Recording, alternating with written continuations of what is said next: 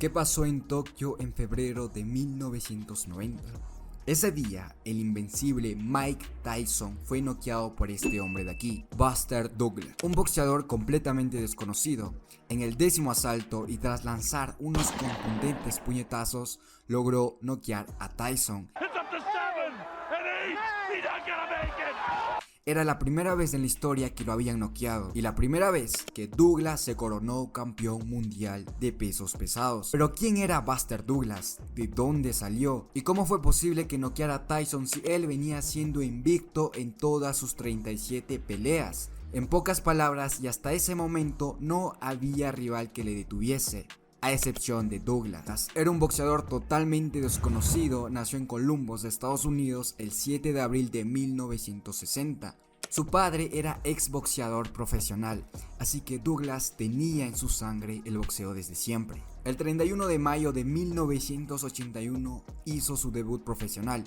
Ganó sus primeras 5 peleas, pero, vámonos 9 años más adelante para ir a lo que viene, a la pelea contra Tyson. Japón, Tokio 1990. Llegaba el momento de la pelea y su oportunidad de enfrentar al gran campeón, Mike Tyson, quien no había perdido ni una sola pelea. 37 peleas ganadas, ninguna perdida, 32 por knockouts. 17 de sus rivales no habían logrado pasar del primer round. En ese tiempo era razonable pensar que Mike Tyson era invencible y había noqueado a 17 boxeadores en el primer round, en los que están Michael Johnson, Carl Williams, Marvin Fraser, José Ribalta, Steve Sowski, Mike Jameson, Lorenzo Kennedy, y me detengo aquí porque la voz ya no me da para más y la lista sigue de largo. Esas estadísticas eran las que tenía Mike Tyson, mientras que Douglas 28 ganadas, 4 perdidas y un empate es lo que tenía. Iba a ser una masacre. Douglas era un paquete que le habían puesto enfrente al campeón mundial para recaudar algunos millones de dólares. Tanto así que en una conferencia de prensa previa a la pelea y luego de entrevistar a Tyson, le tocaba el turno de Douglas. Y mientras él ingresaba, cientos de periodistas se levantaron, dejaron su silla y se fueron. A nadie le interesaba lo que tenía que decir. Larry Merchant, un comentarista importante de Estados Unidos, dijo: "Esta pelea está terminada antes de empezar". Y como si no tuviera mucho con eso, Douglas llegó a esa pelea con un duro golpe que le dio la vida, la pérdida de su madre, Lula, quien 23 días antes había fallecido a causa de un derrame cerebral. Un golpe tan duro para cualquier persona y aún más la pérdida de una madre. Pero lejos de ser una excusa, este fue el combustible para seguir con la pelea y destrozar a Tyson, porque le había jurado a su madre que él lo iba a noquear.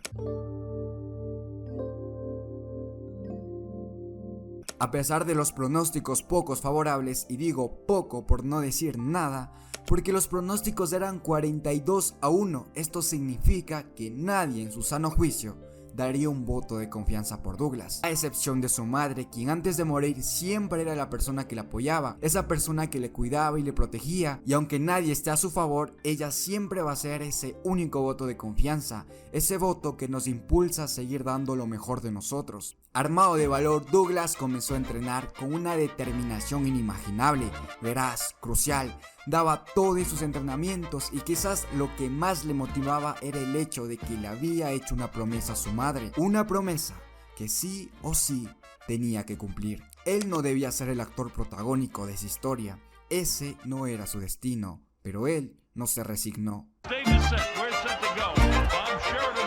Desde el inicio del combate, Douglas parecía que no tenía miedo. Cambiaba golpes con furia, no escapaba del ring y presentó batalla. Durante los primeros 2 rounds demostró unas habilidades boxísticas excepcionales, incluyendo velocidad, juego de pie y un jab sólido que pudo utilizar a lo largo del combate. Mientras tanto, Tyson no tomaba en serio a Douglas y estaba bastante confiado. Douglas utilizó técnicas evasivas que no solo defendían, sino que también creaban oportunidades ofensivas, manteniendo su jab en la cabeza de Tyson como un marco para atacar. En lugar de retroceder constantemente, Douglas se mantenía firme y usaba su codo para detener los movimientos de cabeza de Tyson, lo que le permitía golpear con eficacia. A diferencia de peleas anteriores, Tyson movía su cabeza solo 1 o 2 veces antes de los intercambios. facilitando que Douglas lo atrapara. Al pasar los rounds, Tyson se volvió fácil de leer y en ese momento Douglas comenzaba a dominar la pelea y estaba cerca de su victoria.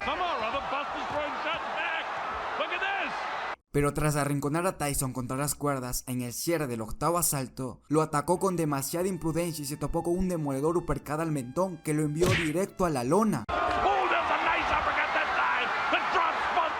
Comenzaba el conteo, parecía ser que no se iba a poder levantar después de ese gran uppercut. Pasaban los segundos y en la cuenta de 9... se levantó. Douglas se estabilizó, volvió a la pelea y no se podía ir sin cumplir su promesa. Tyson no lo podía creer, no era posible que se levante después de darle tremendo puñetazo, así que intentó retomar la ofensiva sin una estrategia defensiva clara. Grave error, porque esto permitió que Douglas contraatacara sin piedad. Douglas castigó a Tyson contra las cuerdas con combinaciones mientras este buscaba recuperar terreno perdido. Finalmente, después de una secuencia icónica donde cada golpe empujaba a Tyson hacia atrás, Buster lanzó un uppercut decisivo que lo llevó a la victoria, ganando así el combate y cumpliendo la promesa a su madre. Su entrenador luego declararía que nunca lo había visto entrenar con tanta determinación en aquellas semanas cruciales.